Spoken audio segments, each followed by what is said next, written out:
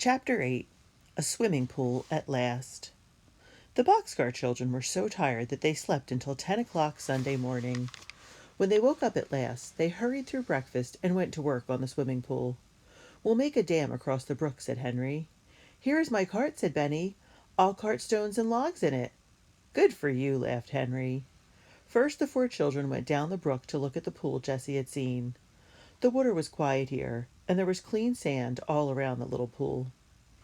"It's big enough for a swimming pool," Henry remarked, "but I don't think it's deep enough." He put a long stick in it to see how deep it was.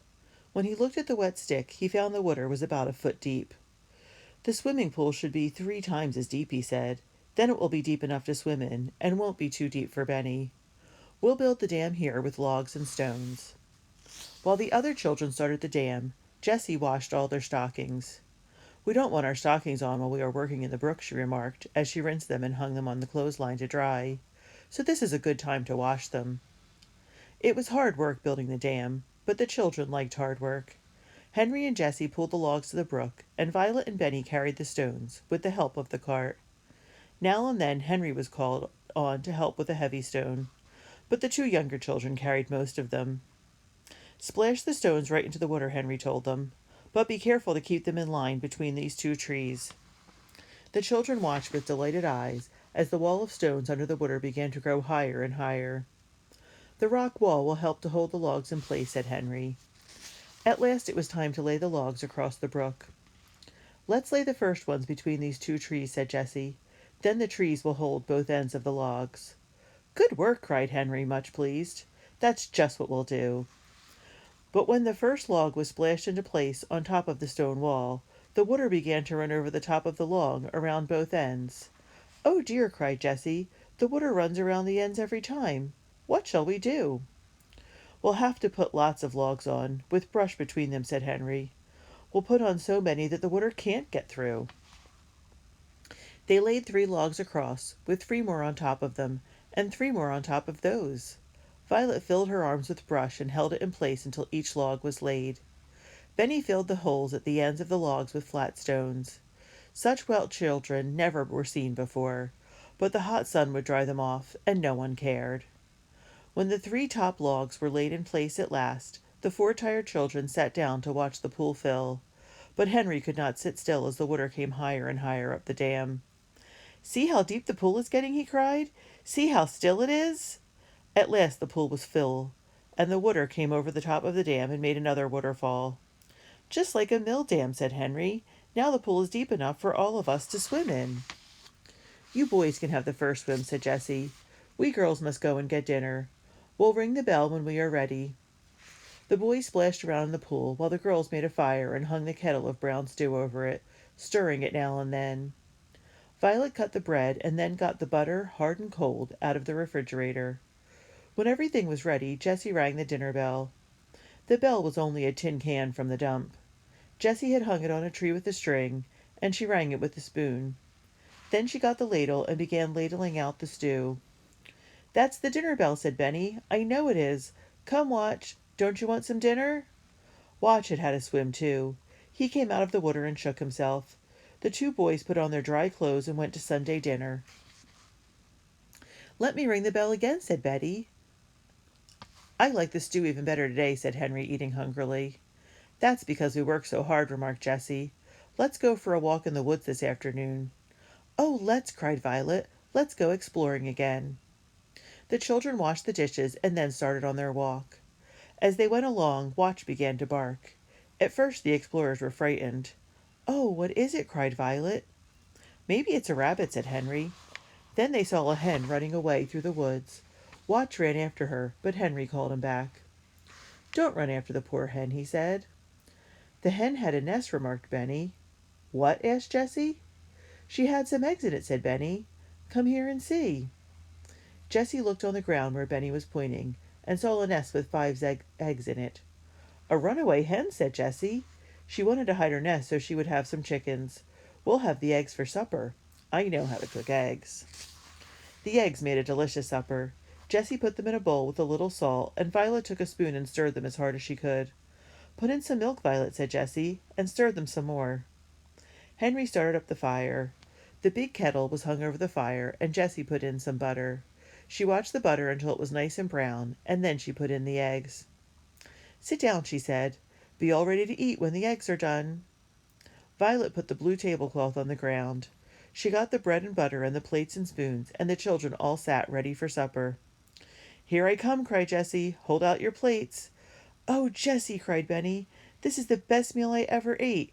I found the eggs and you cooked them." "Yes, you did, Benny," said Henry. "Thank you for a fine meal." "Tomorrow we'll have to eat bread and milk," said Jessie. But when tomorrow came, the children had more than bread and milk, as you will soon see. Chapter 9. Fun in the Cherry Orchard. The next morning, Henry thought and thought about taking the other children to pick cherries with him. At last he told his sisters about it as they ate bread and milk for breakfast. Dr. Moore said he wanted more children to help. "Do you think all of us ought to go, Jessie?" "Well," said Jessie, "I don't know. You see, there are 4 of us. If Grandfather is looking for us, it would be easier to see 4 than 1. "Yes, that's so," answered Henry. "But we can go down the hill and through the streets 2 by 2. I'll take Benny and go ahead. Then in a little while you and Violet can come with the dog." "Good," said Jessie. "Watch can tell you where to go." The children took down the clothesline and shut the door of the car. Everything was in order. Then they started out. When they arrived at the orchard, they soon saw that they were not the only workers. The doctor was there and the cook, and 2 men carrying ladders and baskets. "Good morning, Henry," said Mrs. Moore. "Can you work today?" "Oh, yes," said Henry. "These are my sisters, Jessie and Violet.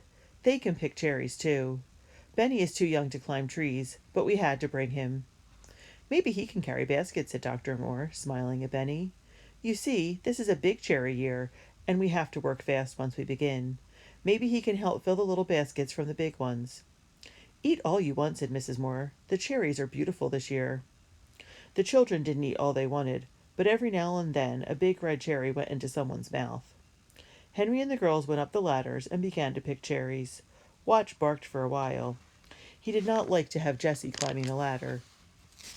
Then he sat down and looked at her up in the tree. Benny hurried here and there, carrying baskets to the pickers and eating all the cherries he wanted. Everyone in the orchard liked Benny.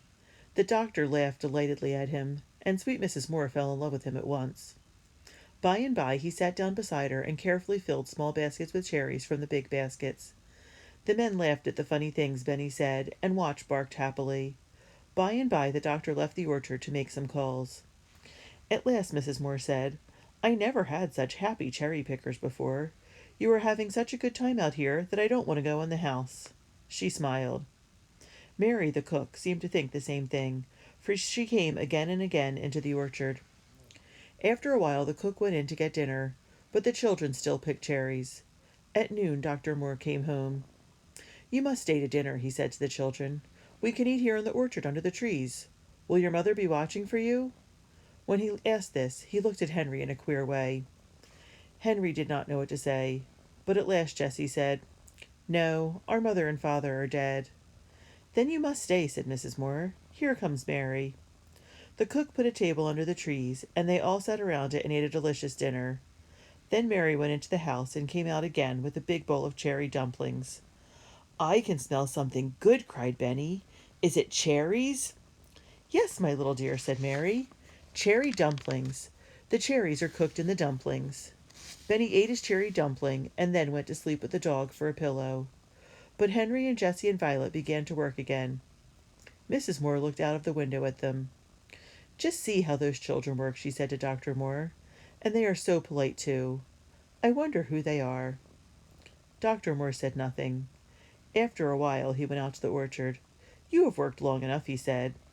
He gave them $4 and all the cherries they could carry. "This is too much," said Henry. "No," said Dr. Moore. "It is just right. You see, you are better than most workers, because you are so happy. Come again." "I'll come every day," said Benny. They all laughed. Dr. Moore saw that the children did not all leave the orchard at the same time, but started down the street 2 by 2. "I wish I knew who they are," he said to himself. When the cherry pickers got back to their little home, they looked everything over carefully, but things were just as they had left them. The door was still closed, and the milk and butter were in the refrigerator. The children made a happy supper of bread and butter and cherries, and then went to bed in the boxcar. That same night Dr. Moore sat reading the paper. All at once he saw the word "lost" and began to read. Lost. 4 children, 2 boys and 2 girls, somewhere around Greenfield or Silver City. $5,000 to anyone who can find them. James Henry Alden. Dr. Moore sat up. $5,000, he said. James Henry Alden? Oh my! Oh my! He sat there for a long time, thinking and laughing to himself. The 4 children are living in a boxcar, but I shall not tell Mr. Alden that they are his grandchildren, he said. Chapter 10. Henry and the Free-for-All. James Henry Alden was a very rich man. His big mill stood just between Greenfield and Silver City. Now J. H. Alden liked boys. He liked to see them running and jumping and playing. So each year, with 3 other rich men, he gave a field day to the town of Silver City. And even the mills were closed on field day.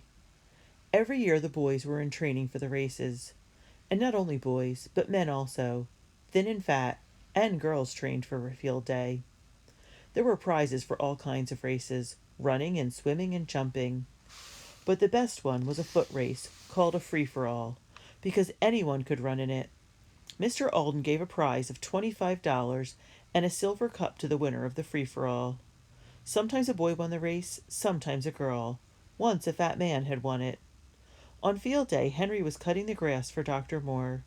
Suddenly the doctor stopped his car in the street and called to Henry. "Hop in," he said. "Today is field day, and I want you to see the races." Henry hopped in, and the doctor started the car. "I'm sorry I can't go," said Dr. Moore, "and I want to know all about it. I want you to tell me who wins each race." Soon Henry found himself sitting on the bleachers.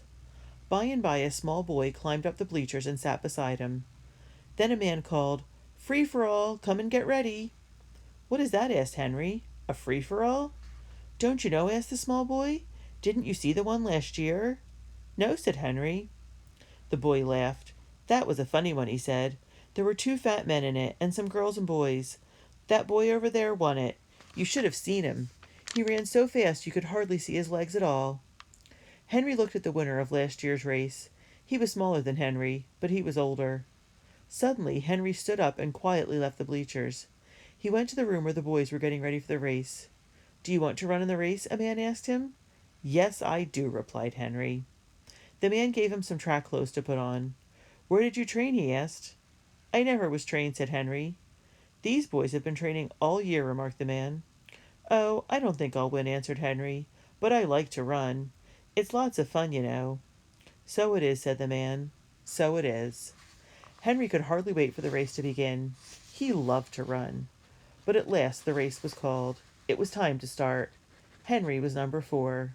Now Henry began to think. "It's a long race," he said to himself. "I must go easy at first." The bell rang. Off went the runners down the track. In almost no time Henry was far behind most of the other runners, but he did not seem to mind this. "It's fun to run anyway," he said again to himself, and he tried to see how easily he could run. All at once he had another thought. "I have tried to see how easily I could run," he said to himself. "Now I'll try to see how fast I can run." Then all the people began to see how fast Henry could run. He ran faster and faster, and soon he passed the 2 girls ahead of him. Then he passed a fat man and a little boy. The people began to shout, "Number 4, number 4!" Here was the kind of race they loved. "Faster, faster!" cried Henry to himself. "I can run faster than this." He could. He passed number 25 and number 6. Then he passed number 5 and number 10. Only one runner was ahead of Henry now. It was number 16. Then Henry began to think of winning the race. He knew how much the $25 prize would mean to Jessie and the rest of the children. "I am going to win this race," he said to himself. "I must pass number 16. He ran still faster. He could see the line at the end of the race. "Number 4, number 4!" shouted the people. "He is going to win!" When Henry was near number 16, he put his head down and ran as fast as he could. He passed number 16 and went across the line. He had won! The people shouted and shouted. Some men held Henry up high and carried him to Mr. Alden for the prize. Then a man asked, "What is your name, boy?" Henry did not know what to say.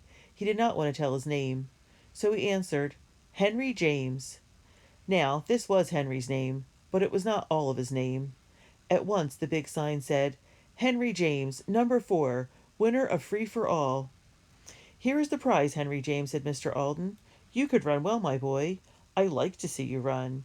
He gave Henry a silver cup and the $25. Then he shook hands with him. Just then Dr. Moore came along and climbed up in the bleachers, but Henry did not see him. The doctor laughed to himself as Henry James shook hands with James Henry. At last Henry got away from the people and started back to Dr. Moore's. He had the $25 prize in his pocket. When Dr. Moore came home and found Henry cutting the grass, he laughed quietly to himself. I just got home, said Henry. I will tell you who won all the races. Dr. Moore did not tell Henry that he had been up in the bleachers. He let Henry tell him about the races. And who won the free-for-all, he asked. I did, said Henry. You did, cried Dr. Moore. Good for you. What are you going to do with the money? I'll give it to Jessie, answered Henry. Good, said the doctor again. When Henry arrived at the boxcar with the $25, he found dinner ready. Jessie had boiled the rest of the vegetables and put butter on top. The children began to eat, but, hungry as they were, they stopped when Henry told them about the race and showed them the silver cup. They were so excited that they couldn't eat. You won the race, Henry, cried Jessie, delighted. Oh, I'm so glad. You can run fast, Henry, said Benny. I'm glad you won the race, too. He looked at the silver cup. I said my name was Henry James, said Henry.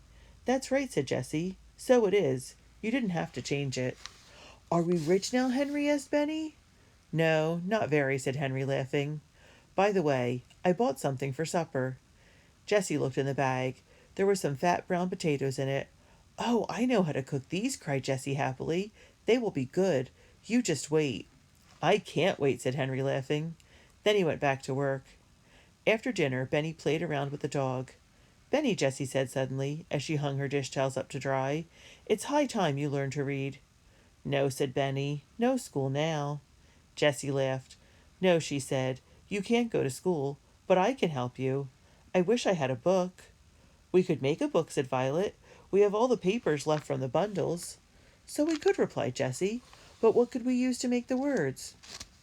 We could use a burned stick out of the fire, said Violet. So Jessie put the end of a long stick into the fire and burned it black. Then she used the burned end to make some words. Won't Henry be glad when he finds Benny can read? Cried Violet. Now Benny did not want to learn to read, but he liked to watch the girls make the book. Jessie made the words Seeme in the book. She called to Benny, but he could not tell see from me. Don't you see, Benny? Said Jessie. This one has an S. It says see. This one has an M. It says me. But Benny did not see. It is too hard for me, he said. I'll tell you, Jessie, said Violet at last. Let's make C on one paper and me on the other. That's the way they do in school. Then have him point to C. The girls did this. They called Benny, and Jessie showed him again very carefully the word that said C. Then she put the 2 words on the ground. Now, Benny, point to C, said Jessie. Benny looked at the 2 words. He could not tell. But Watch barked and put his paw on C. Now Watch did not know one word from the other, but Benny thought he did. Was he going to let a dog get ahead of him? Not Benny. He looked at the words and learned them almost at once. Good old Watch, said Jessie. It isn't hard at all, said Benny. Is it, Watch? Before supper, Benny could read. See me run. I can run. Can you run? Good boy, said Jessie. Now I must get supper. The children started up the fire and washed the potatoes in the brook. Then Jessie put wet papers around them and put them in the fire under the hot stones. Are you going to burn them up, Jessie? Asked Benny. Oh, no, Benny, said Jessie. You wait and see. When Henry came home, he found Jessie rolling the potatoes out of the fire. They were very black. Oh, did you burn them up? Asked Henry. No, indeed, said Jessie. Come and see. She gave 3 black potatoes to each one. They are very hot, said Violet. Look out. Open them, said Jessie, and take out the potato with a spoon. Then put butter on top and some salt. I will get Benny's out. Well, how are they? Oh, cried Benny, they are delicious. What did I tell you, said Jessie. Have some milk. Milk and potatoes make a very good supper, said Henry. I can read, remarked Benny. What? Said Henry. Yes, he can, said Violet. He learned this afternoon. Go and get your book, Benny. Benny liked to read now. It is not hard, he said. Watch can read too.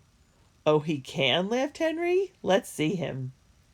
Watch is too tired now, said Benny. I will read to you. Benny read out of his new book.